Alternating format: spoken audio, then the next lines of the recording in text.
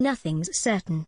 Crossing, on this longest day, the low tide uncovered isthmus, scrambling up the scree slope of what at high tide will be again an island, to where, a decade since well-being staked the slender, unpremeditated claim that brings us back, year after year, lugging the makings of another picnic, the cucumber sandwiches, the sea air sanctified fig Newtons. There's no knowing what the slamming seas, the gales of yet another winter may have done.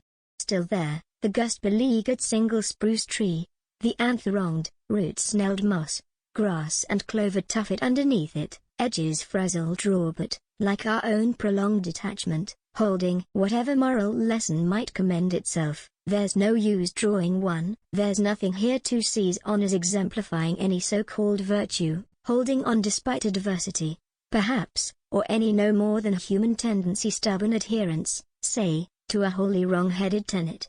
Though to hold on in any case means taking less and less for granted, some few things seem nearly certain, as that the longest day will come again, will seem to hold its breath, the months-long exhalation of diminishment again begin.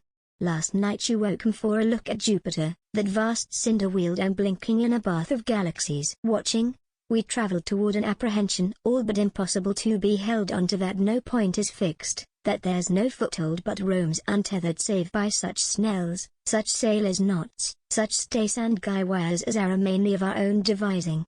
From such an Empyrean, aloof seraphic mentor Zerjusto looked down on all attachment, on any bonding, ace and the untenable. Base as it is, from year to year the earth's sore surface amends and rebinds itself, however and as best it can, with thread of cinquefoil, tendril of the magenta beach pea, trammel of bramble, with easings, mulchings, fragrances, the grey-green bayberries, cool poultice and what can't finally be mended. The salt air proceeds to buff and rarefy, the lopped carnage of the seaward spruce clump weathers lustrous, to wood silver. Little is certain, other than a tide thus circumscribes us that still sets its term to every picnic. Today we stayed too long again, and got our feet wet, and all attachment may prove at best, perhaps, a broken, a much mended thing. Watching longest day take cover under a monk's cowl overcast, with thunder, rain and wind, then waiting, we drop everything to listen as a hermit thrush distills its fragmentary, hesitant, in the end broken music. From what source, beyond us, or the wells within? Such links perceived arrive diminished sequences so uninsistingly that even human there should be a vocabulary left to wonder, uncertain as we are of so much in this existence, this botched, cumbersome, much mended, not unsatisfactory thing.